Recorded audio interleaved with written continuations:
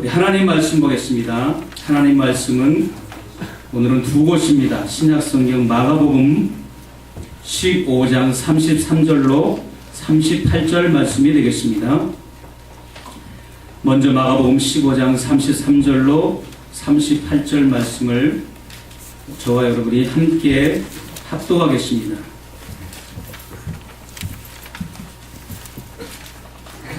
하나님의 말씀입니다. 제6시가 되매 온 땅에 어두움이 임하여 제9시까지 계속하더니 제9시에 예수께서 크게 소리 지르시되 엘리 엘리 라마 사박다니 하시니 이를 번역하면 나의 하나님 나의 하나님 어찌하여 나를 버리셨나이까 하는 뜻이라. 곁에 섰던 자 중 어떤 이들이 듣고 가로되 보라 엘리야를 본다 하고 한 사람이 달려가서 해용에 신포도주를 머금게 하여 갈대에 깨어 마시우고 가로되 가만두어라 엘리야가 와서 저를 내려주나 보자 하더라. 예수께서 큰 소리를 지르시고 운명하시다. 이에 성소 휘장이 위로부터 아래까지 찢어져 둘이 되니라. 아멘. 그 다음 하나님 말씀 누가복음 9장 23절 말씀이 되겠습니다.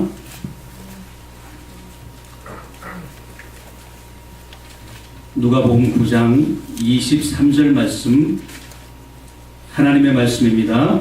또 무리에게 이르시되 아무든지 나를 따라오려거든 자기를 부인하고 날마다 제 십자가를 지고 나를 쫓을 것이니라. 아멘. 예수님의 십자가와 나의 십자가라는 제목으로 말씀을 전합니다. 주님의 십자가, 죄사함을 받으려면 피를 흘려야 됩니다. 구약시대는 제사장들과 대제사장들이 짐승의 피를 가지고 성소에 들어가서 제사를 드림으로 백성들의 죄와 또 공동체의 죄를 사함을 받았고, 죄는 인간이 지었는데 그 죄의 결과와 죄의 대가는 인간 자신이 아닌 짐승이 대신 인간을 대신해서 죄를 짊어지고 죽었다고 하는 사실은 우리가 이미 다 알고 있는 내용입니다. 구약시대 때 성막들에서 제사를 드리러 백성들이 오면 제사장들 3명이서 입구에서 기다리고 있다가 가져온 제물이 흠이 있는지 없는지, 흠과 티가 있는지 없는지를 조사한 후에 번제단이 있는 북쪽으로 그 제물을 끌고 가서 제사를 드리는 그 예배자는 자기의 죄를 짐승의 머리나 뿔에 안수를 하고 자기 죄를 다 그 짐승에게 덮어 씌우는 기도를 합니다. 그런 다음에 제사장들 혹은 제사장을 수종드는 자들이 짐승을 죽여서 그 짐승의 피를 그릇에 받아서 번제단에 뿌리고 짐승의 각을 떠서 번제단에 태우는 그런 의식을 행합니다. 이스라엘 백성들은 혹은 제사를 드리는 예배자들은 번제단을 붙잡고 회개 기도를 하고 제사장은 제사함을 받았다는 의미의 나팔을 붑니다. 그러면 제사를 드리는 이스라엘 백성들은 그 제사장의 축하 연주를 들으면서 동쪽 문을 향하여 이제 성소를 빠져나감으로 제사를 마치게 되는 것입니다. 제가 경기도 광주 권지암의 성막수양관에서 제사 의식을 재현하는 것을 훈련을 받은 적이 있습니다. 그날 제가 잊을 수가 없어요. 장로님이 기도하실 때 오늘 예배가 평생 잊지 않는 예배가 되달라고 기도하셨던 것처럼 저는 그때를 잊을 수가 없어요. 2번에 걸쳐서 양과 염소를 직접 죽이는 실습을 제가 했습니다. 그 강문호 목사님이 까만 매직으로 양과 염소의 여기 몇 부위를 동그랗게 그려놓고 그 부위를 찌르라고 칼을 쥐어줬는데, 제가 시골에서 살았기 때문에 닭도 잡아왔고 돼지도 잡아왔고 개도 잡아왔어요. 애완견을 키우시는 분들, 동물 사랑하시는 분들은 죄송한데 그때 당시는 문화가 그랬습니다. 그렇게 제가 짐승을 잡아본 경험이 있음에도 불구하고 양의 멱을 따는데 도저히 찌를 수가 없고 도저히 용기를 내서 찔렀지만 그 양은 죽지를 않고 5번, 10번, 열 몇 번을 제가 찌른 후에야 이 양이 절명을 했습니다. 죽었다는 얘기예요. 제가 그 양을 찌르면서 얼마나 많은 피가 저에게 튀겼는지, 양이 죽지 않으려고 발버둥 치고 버둥버둥대고 소리를 지르고 애처롭게 울부짖는 그 모습을 보면서 얼마나 죄의 결과가 무서운지, 죄의 대가가 얼마나 무서운 것인가를 제가 깨달았습니다. 또 2번에 걸쳐서 제가 했다고 했는데, 염소는 어떻게 죽였는가 하면 이 염소는 정말 양보다 더 비참한 거예요. 염소는 울음소리가 꼭 사람의 울음소리와 너무나도 흡사합니다. 염소 우는 소리는 사람의 신음소리가도 같고 사람이 울고 흐느끼는 소리와 같아서 칼로 그 멱을 찌를 때 얼마나 우는지, 그 몸부림치고 서럽게 울부짖는 모습, 왜 애꿎은 나를 죽이느냐고 복수와 원망에 가득 찬 그런 울음소리, 그 다음에 살려달라고 서럽게 애원하는 듯한 그런 울음소리를 이 염소가 거둥대면서 울어대는 겁니다. 여기저기 피투성이, 그 연습을 하는 스테이지 무대도 피투성이, 제 몸에도 피투성이, 너무나 이 죄의 결과는 더럽고 무섭고 추하고 잔인하고 비참한 것이라는 것을 저뿐만 아니라 거기 참석한 모든 장로님과 성도들과 청년들이 깨달았어요. 제가 그것을 찌르는데 성도들이 울기 시작하더니 나중에는 청년들, 학생들이 대성통곡을 하고 다 울어서 울음바다가 됐습니다. 죄의 결과가 얼마나 무서운가 하면 에덴 동산에서 우리가 쫓겨날 정도로 죄의 결과는 무서운 것이고, 죄의 결과는 얼마나 무서운가 하면 독생자를 이 땅에 보내셔서 대신 죄물을 삼을 정도로 그만큼 죄는 독성과 악성으로 무서운 것으로 우리에게 다가오는 것입니다.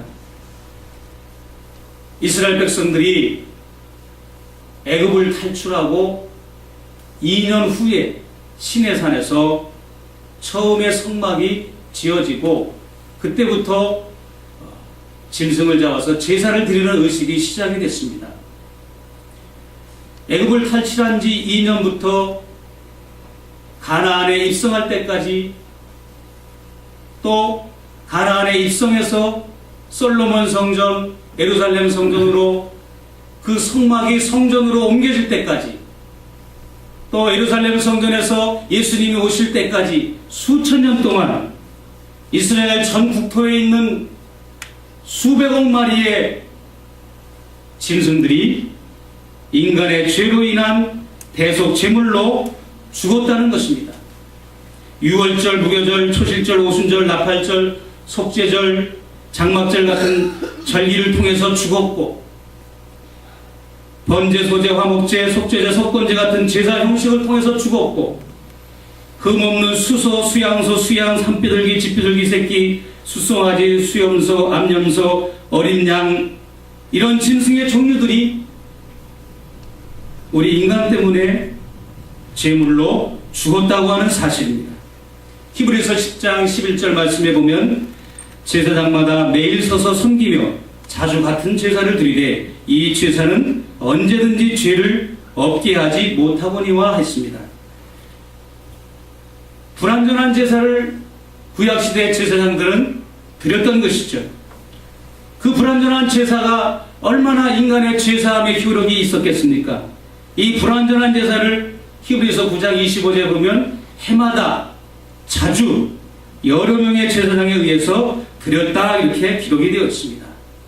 이런 불완전한 제사를 수천 년 동안 우리 인간들은 드렸을 때에 하나님께서 히브리서 9장 26절에 하나님의 아들 예수를 친히 어린 양이 되게 하셔서 생축으로, 생축이라고 하는 것은 산채로 제물이 되게 해서 그 어린 양을 단번에 제물로 드리게 하셨다. 이쪽 물건을 이쪽으로 옮기듯이 여러분의 죄를, 인류의 죄를 단번에 예수님께로 옮기셔서 그 죄를 예수님은 담당하여 죽으셨다고 하는 사실입니다.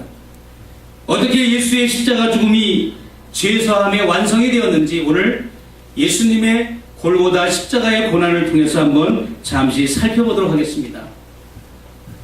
주님이 십자가에 못 박힌 시간은 오전 9시, 또 못 박혀서 돌아가신 시간은 오후 3시, 무려 6시간 동안을 예수님은 십자가에서 피를 흘려 고난받으시다가 숨이 끊어지셨습니다. 십자가라고 하는 그 어마어마한 고통, 발바닥에 받침대를 만들어 놓고 그 위에 가만히 서 있어도 6시간 동안 서 있으면 발이 저리기도 하고 다리가 후들후들 떨리기도 할 것입니다. 그런데 우리 예수님은 두 발등이 포개져서 대못에 박혀서 어마어마한 근육의 충격과 육체의 충격이 가해지면서 질식해서 죽어가는 그러한 죽음의 고통을 당하시게 된 것입니다. 특별히 다른 고통보다도 예수님은 건장한 30대 청년이었기 때문에 십자가에서 이리 뒤척 저리 뒤척 하실 때마다 그분의 살이 찢어지고 특별히 숨을 쉴 때 근육을 힘들게 하는 그런 십자가의 형벌이기 때문에 이 예수님의 호흡은 횡격막을 숨을 들이마시는 상태로 만들어 놓고 고정시켜 놓은 것이에요. 그렇기 때문에 예수님이 숨을 들이마셨다가 다시 내보내실 때는 그 예수님의 호흡이 원활하지가 않기 때문에 예수님이 발에 힘을 주고 몸을 일으켜야 숨을 쉴 수가 있는 그런 엄청난 횡격막의 고통을 당하게 되셨다는 것이죠. 예수님의 십자가의 고난을 이 시간 구체적으로 말하는 시간이 아니기 때문에 그것을 일일이 다 언급할 수가 없습니다. 우리 예수님께서 양쪽 어깨가 탈골이 되시고 옆구리에 창을 병정들이 찌르니까 물과 피가 다 쏟아지는 그런 어린 양 예수가 되어서 산채로 제물이 되어 죽으시는 그 장면을 저와 여러분이 이 사순절에 기억하자는 것입니다. 예수님이 돌아가시면서 엘리 엘리 라마 사박다니 나의 하나님 나의 하나님 어찌하여 나를 버리시나이까. 평소에는 이스라엘 백성들에게 가르치셨을 때 하나님을 아버지라고 불러라. 저 하늘에 계신 하나님은 너희 천부시다 아버지시다 하시면서 가르치신 분인데 돌아가시면서 너무너무 고통스러운 상황에서 나의 하나님 나의 하나님 엘리 엘리 마이가 나의 하나님 하면서 우리 주님이 울부짖으시 너무너무 고통스러우니까 소리를 지르시면서 나의 하나님 어찌하여 나를 버리시나이까. 왜 하나님이라고 그러셨나요? 아버지라고 안 그러시고. 여기에서는 우리 예수님이 하나님의 사랑하는 독생자가 아닌 바로 죄인의 모습으로 모든 인류의 죄를 한 번에 담당하는 죄인의 그 제물의 모습으로 하나님 앞에 서 있었기 때문에 십자가상에서의 그 예수님은 죄인의 모습의 예수님이기 때문에 하나님을 향하여 아버지라 부를 수 없고 나의 하나님은 나의 하나님 어찌하여 나를 버리셨나이까. 하나님과 완전히 단절되는 고통, 저와 여러분의 모든 지옥의 고통을 예수님께서 그 한순간에 덤탱이를 씌우듯이 온몸으로 그 지옥의 고통을 하나님과 완전히 단절되는 고통을 겪으신 것입니다. 그래서 우리 예수님이 하나님을 향하여 나의 하나님 나의 하나님 어찌 버리시냐고 절규하셨던 것입니다. 그런데 누가복음 23장 46절에 보면 성소 휘장이 찢어진 다음에 다 이루어졌다 하시고 운명하시는 장면이 나옵니다. 여러분, 성소 휘장이 찢어지면서 다 이루었다 하시고 아버지여 내 영혼을 아버지 손에 의탁하나이다. 여기에서는 다 이루었다 하시고는 이제 하나님을 아버지라고 부르는 장면이 나와요. 히브리서 10장 20절 말씀에 그 길은 우리를 위하여 휘장 가운데로 열어놓으신 새롭고 산 길이요 휘장은 곧 저의 육체라. 휘장이 위로부터 아래로 쫙 찢어졌는데 그 휘장은 단지 헝겊으로 만든 커튼을 상징하는 것이 아니라 그 휘장은 바로 예수님의 육체였다는 것이에요. 예수님의 육체가 하나님 앞에 제물이 되어 휘장처럼 두동강이 나듯이 절단이 나듯이 예수님이 그와 같이 제물이 되어서 저와 여러분을 위해서 새롭고 산 길을 열어놓으셨다. 이제 나를 밟고 아버지께로 쭉쭉 가거라. 이제 나를 밟고 새로운 생명의 길로 너희가 하나님께로 갈 수 있다. 하나님과 우리 인간이 다시 연결될 길을 열어놓으신 죽음을 우리 예수님이 죽으셨습니다. 사랑하는 성도 여러분, 이제 우리가 어떻게 우리의 삶을 이제 살아야 되겠습니까? 구약의 아벨은 최초의 순교자라고 말합니다. 그리스도를 예표한다고도 말하고, 왜 그렇습니까? 그가 제사를 올바르게 드리다가 제단과 제물에 그의 피를 뿌리는 그런 죽음을 당하고, 제사를 올바르게 드렸다고 해서 사람들에게 형에게 미움을 받은 모습은 그리스도를 예표합니다. 그가 죽음으로 그의 핏소리가 땅에서부터 호소한다라고 하나님이 창세기 4장 10절에 말씀하셨습니다. 여러분, 이미 죽은 아벨이 지금도 호소하고 있다고 히브리서 11장 4절에 또한 말하고 있습니다. 어떻게 죽은 아벨이 말하고 있습니까? 그가 헐령으로 나타나서 말하고 있습니까? 그것이 아니라 그 죽은 아벨이 지금도 저와 여러분을 향해서 호소하고 있는데 어떤 식으로 호소합니까? 아벨의 삶이 주는 교훈으로 저와 여러분에게 지금도 호소하고 있습니다. 아벨의 죽음이 여러분 허무하다고 생각하지 않으시죠? 아벨은 에녹과 나란히 기록이 되어 있어요. 그럼에도 불구하고 히브리서에는 아벨의 죽음은 헛된 것이 아니고 오래 사는 에녹과 나란히 기록되어 믿음의 사람으로 기록이 되었다. 하나님 앞에 단명해서 죽은 사람이나 장수해서 오랫동안 사는 사람이나 하나님을 위해 피를 흘린 사람은 믿음의 사람으로 기록이 되었다라고 하는 것입니다. 그러므로 저와 여러분은 이제 유명한 연예인들이나 스포츠 스타나 유명한 기업의 CEO들이 몸값을 얘기하는 것처럼 저와 여러분을 우리는 평가하고 이야기할 때 우리는 예수 그리스도의 피값으로 우리는 말해야 됩니다. 세상에 유명한 사람들은 몸값을 이야기하지만 우리는 피값을 말해야 됩니다. 그 말이 무슨 말입니까? 우리를 통해서 예수 그리스도의 피가 헛되지 말아야 한다.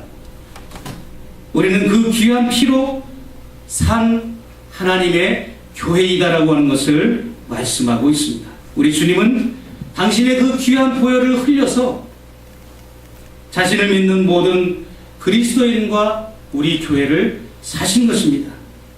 저와 여러분은 이제 우리를 위해서 아낌없이 피 한 방울까지 다 쏟으신 예수를 믿는 사람들입니다. 그러나 예수를 믿는 것과 예수를 쫓아가는 것은 같은 말이 아닙니다. 예수를 쫓는 사람은 예수를 믿는 범위에 포함이 되지만 예수를 단순하게 믿는 사람은 예수를 쫓는다라고 볼 수가 없습니다. 여러분은 단지 예수를 믿는 사람으로 그치겠습니까? 아니면 예수를 쫓기를 원하십니까? 예수를 쫓기를 원하는 사람에게는 특별히 요구되는 것이 있습니다. 그것이 바로 오늘 본문의 두 번째 본문에 해당되는 누가복음 9장 23절의 말씀입니다. 아무든지 나를 따라오려거든 자기를 부인하고 날마다 자기 십자가를 지고 나를 쫓을 것이니라. 우리 주님이 그와 같이 말씀하신 것입니다. 예수께서 어느 날 한 서기관이 와서 주께서 어디로 가든지 저는 주님을 쫓겠습니다 하고 말하니까 제자가 갑자기 또 예수님을 찾아와서 주님, 제 부친이 죽었습니다. 제 부친을 먼저 장사한 다음에 주님을 쫓겠습니다 라고 말하니까 예수께서 너는 죽은 자들로 죽은 자를 장사하고 너는 나를 먼저 쫓으라 말씀하셨어요.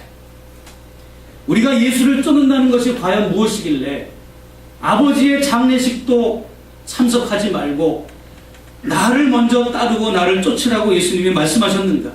얼마나 예수님을 따르고 쫓는 것이 시급하길래 우리 주님은 제자의 부친의 장례식도 포기하고 당신을 따르라고 말씀을 하셨을까? 각자의 십자가를 지고 예수를 쫓아간다는 것의 의미가 무엇인가? 우리 성도들은 날마다 십자가를 봅니다. 여러분들이 지금 설교를 들으면서 제 뒤에 있는 십자가가 보일 것입니다.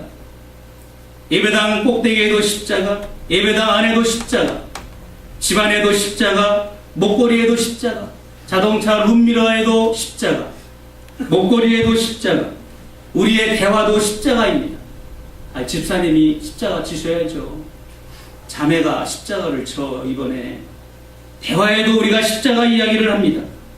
그러나 그 대부분의 모든 것들이 그 십자가가 피상적이거나 상징적인 십자가지 정말로 갈보리 언덕에서 지셨던 주님의 십자가의 교훈과 그 도리와는 너무나 거리가 먼 십자가 이야기를 우리가 하면서 살고 있어요.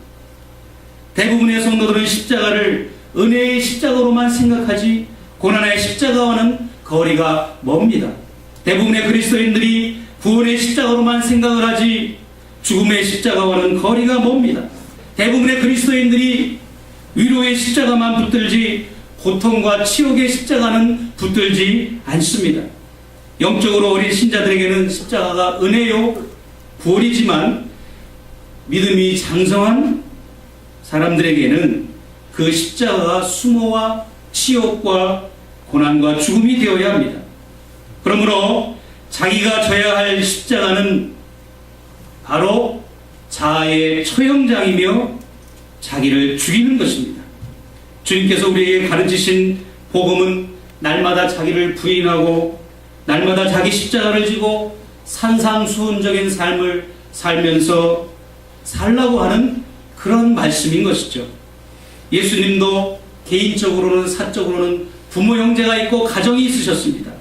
가정의 멤버였지만 그분은 한 번도 개인이나 가정의 이익을 위해서 혹은 자신의 유익을 위해서 물질과 돈을 위해서 자신의 부의 축적이나 안락함을 위해서 자기 가족의 미래를 위해서 당신의 초자연적인 능력을 사용하시거나 기도를 해본 적이 없으신 분입니다. 그리고 그 예수님은 마침내 십자가의 자리까지 내려가서 자기를 못 박는 원수들을 향해서 용서하며 땅에 떨어져 하늘의 미랄이 되었던 것이죠. 벽시 하나가 죽으면 80개의 열매가 맺힌다고 합니다.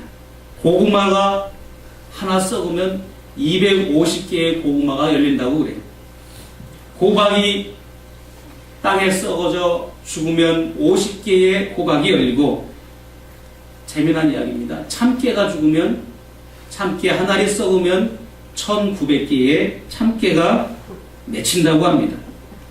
그리스도인들이라고 자처하는 사람들이 정녕 예수님의 피와 죄수씀을 받고 성령으로 중생한 우리 하나님의 자녀임을 확증할 수 있는 길은 무엇인가?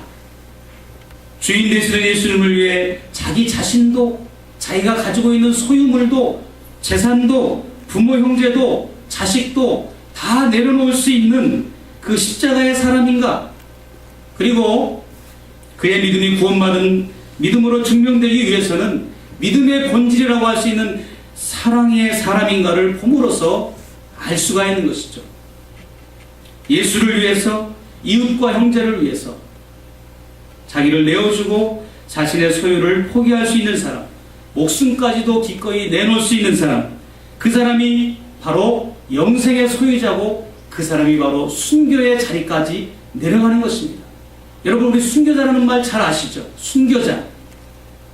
순교자가 뭡니까? 순교가 뭡니까? 자기의 뜻을 다 내려놓고 자기 의지를 다 내려놓은 사람이 순교자의 반열에 속하는 것입니다. 순교는 거창한 것이 아닙니다. 하나님의 은혜로 구원받은 모든 우리 그리스도인들은 반드시 통과해야 할 관문이 있는데 그것은 바로 십자가의 고난과 고통과 연단입니다. 어리석은 인생은 십자가 없이 부활의 멸관을 쓰고 싶어합니다. 미련한 우리는 고난이나 고통 없이 축복받기만을 원합니다. 그러나 신앙의 최고 단계는 십자가입니다. 하나님의 우주적인 관심은 그분의 아들 예수 그리스도시고 예수 그리스도의 최고의 관심은 십자가이고 그 십자가를 지고 자기를 따르는 성도들은 자기 각자의 십자가를 자신의 몸에 짊어짐으로써 자아를 완전히 타세하고 자기 자신의 영혼이 예수의 성품으로 완전히 닮아가는 것, 그것이 바로 하나님의 유일한 오늘날 관심이라고 하는 것을 우리가 잊지 말아야 되겠습니다. 자기의 십자가를 지지 않고 머리로만 십자가의 지식을 가지고 사는 성도가 있다면 그 사람은 어느 날 된통 벼랑 끝에 서는 수치와 모멸을 당할 것입니다. 십자가를 통과한 자만이 다른 사람들에게 십자가의 생명과 능력을 전해줄 수가 있는 것입니다. 역설적인 것은 오늘날 성도들이 기도하는 그 부르짖음의 기도의 항목들을 들어보면 그것은 바로 자신들이 지고 가야 될 십자가의 고난과 고통의 항목들인 것을 보게 됩니다. 여러분이 지금 빨리 이것을 해결해 달라고 하는 그 기도의 제목들은 알고 보면 여러분이 기쁜 마음으로 기꺼이 지고 가야 될 십자가들이라는 것이에요. 그것을 빨리 내려놓게 해달라고 기도하면 여러분 안 됩니다. 바울의 위대함은 어디 있습니까? 귀신이 떠나가고 3층전 하늘까지 끌려 올라간 그 간증이 바울의 위대함이 아닙니다. 바울의 위대함은 고린도후서 4장 12절 말씀처럼 그런즉 사망은 우리 안에 역사하고 생명은 너희 안에 역사하느니라 하는 이 말씀, 이 말씀의 뜻이 무엇인지 아십니까? 자신은 지금 죽음에 이르는 정도의 크악한 환경과 고통과 고난 속에서 시련 속에서 살고 있으면서도 다른 사람에게는 생명을 공급해 주고 있다고 하는 것, 그것이 바로 이 바울의 모습인 것입니다. 수많은 죽음의 고비와 헐벗고 굶주리고 돌에 맞고 채찍에 맞고 태장에 맞고 체포되고 동족에게 핍박당하고 수많은 사방의 우겨쌈을 당하여 질식할 것 같이 그런 칠흑 같은 환경에서도 날마다 죽는 십자가의 환난과 고통을 그가 통과하고 마침내 그는 예수의 흔적, 스티그마, 예수의 흔적을 몸에 받게 되어 그가 믿음의 대사도가 된 것입니다. 그러므로 여러분 지금 자신이 담당하고 있는 십자가로부터 당장 탈출하려고 하지 마십시오. 그것이 능사가 아닙니다. 여러분은 십자가 고난의 본질로 복귀해서 생명의 능력과 진리의 힘을 다시 발휘하시기를 바랍니다. 고린도서 1장 24절에 내가 너희를 위하여 받는 괴로움을 기뻐하고 그리스도의 남은 고난을 그의 몸된 교회를 위해 내 육체에 채우노라 고백했습니다.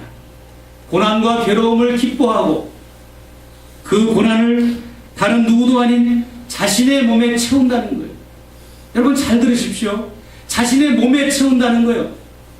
생각으로 고난에 동참하는 게 아니라, 마음으로만 동참하는 것이 아니라 자신의 육체에 채운다는 거예요.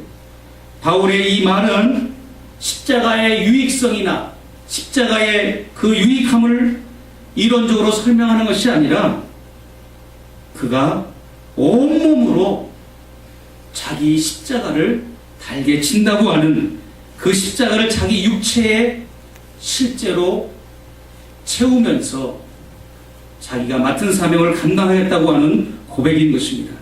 바울에게 있어서 육체의 가시가 없었더라면 어떻게 됐을까요? 바울에게 있어서 십자가라고 하는 육체의 가시가 없다면 바울 서신서는 기록되지 않았을 것이고 오늘날의 기독교는 없었을 것입니다.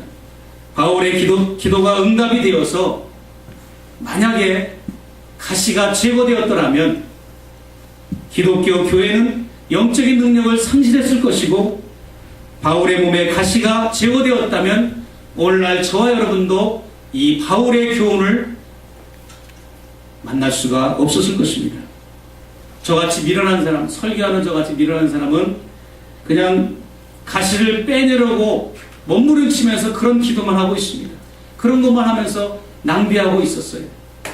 욥은 동방의 의인이었던 신문에서 뒷골목에 주저앉아서 기아장 조각으로 욕창을 긁고 재산과 재물과 자녀는 하루아침에 다 없어져 버리고 거짓 신세가 되고 조강지쳐 와이프는 떠나가고 많은 사람들이 손가락질을 하고 자기가 태어난 생일마저 자기가 스스로 저주하는 그런 극악한 상황에서도 정금 같은 믿음으로 하나님 앞에 나아갔더니 귀로 듣기만 하였던 내 하나님을 내 눈으로 보았나이다 하는 그런 영적인 거성이 되어서 그가 갑절의 복을 받은 그런 내용을 우리는 잘 알고 있습니다. 그것은 역시 십자가의 환난을 통과했기 때문에 가능했다고 하는 것입니다. 야곱은 어땠습니까? 잔꾀를 부리고 총기를 가지고 아버지도 속이고 형도 속이고 외삼촌 라반도 속이고 20년 동안 눈 붙일 겨를도 없이 그는 생고생 죽을 고생만 했습니다. 그러다가 그가 약복강가에서 자아의 중심이라고 상징할 수 있는 한도뼈가 부서지고 부러졌을 때 비로소 야곱이 이스라엘이 되었던 것입니다.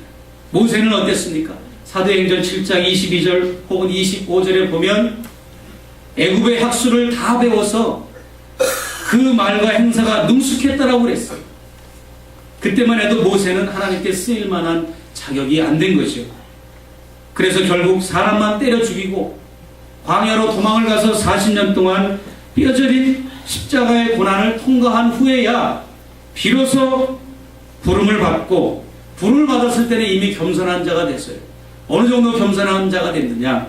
저는 입이 뻣뻣하고 혀가 둔한 자입니다 하면서 자기 힘으로는 아무것도 할 수 없는 존재임을 인식을 하고 고백을 해서 나는 하나님 앞에 감히 서 있을 자격도 주제도 못 되는 나약한 존재입니다라고 고백했을 때 하나님은 그에게 300만 명의 이스라엘 동족을 이끄는 지도자로 사용해 주셨던 것입니다. 그래서 우리가 져야 할 십자가는 바로 무엇입니까? 방향전환입니다. 육을 향한 속성이 영을 향하고, 땅을 향한 속성이 하늘을 향하고, 교만한 속성이 겸손한 태도의 속성으로 변하고, 오직 소유하기 위해서, 무조건 이기기 위해서, 내가 쟁취하기 위해서 살던 그 인생이 스스로 무너져서 붕괴돼서 새로운 삶으로 방향전환을 해주는 것이 바로 오늘 우리와 저와 여러분이 져야 할 십자가라고 하는 것입니다. 이 십자가가 저와 여러분에게 기쁜 마음으로 져지게 된다면 마침내 그 십자가는 우리가 원하는 목적지로 오히려 십자가가 우리를 데려다 줄 것입니다. 우리가 십자가를 무겁게 등에 지고 끌고 가는 것이 아니라 오히려 그 십자가가 저와 여러분을 끌고 간다고 하는 것입니다. 우리가 받는 십자가의 고난이 행복으로 여기질 경지에 다다른다면 우리는 이미 이 세상에서 이미 천국을 발견한 것이고 천국의 삶을 사는 사람들이고, 그러한 고난은 이제 더 이상 저와 여러분을 괴롭게 할 수 없는 하찮은 일에 불과하게 보여질 것입니다. 중국 격언에 입으로 말하면 3일을 기억하고 눈으로 보여주면 3년을 기억하고 몸으로 체험하면 3세대를 기억한다라고 하는 말이 있습니다. 우리가 온몸으로 우리의 육체로 십자가를 집시다. 입술로만, 마음으로만, 생각으로만 십자가를 지는 것이 아니라 바울처럼, 성 프란시스처럼 그리스도의 흔적을 우리 몸에 지닐 수 있는 정도의 온몸으로 그리스도의 십자가를 져야 합니다. 우리의 잠시 받는 환난에 경한 것이 지극히 크고 영원한 영광에 중한 것을 우리에게 이루게 함이니, 제 아무리 십자가가 무거워도 이 땅에서 받는 환난이 아무리 힘들고 격렬할지라도 영원한 천국의 영생 복락에 비하면 그것은 잠깐이고 아무것도 아니고 깃털처럼 가벼운 것입니다. 우리 찬양하며 통성으로 함께 기도하겠습니다.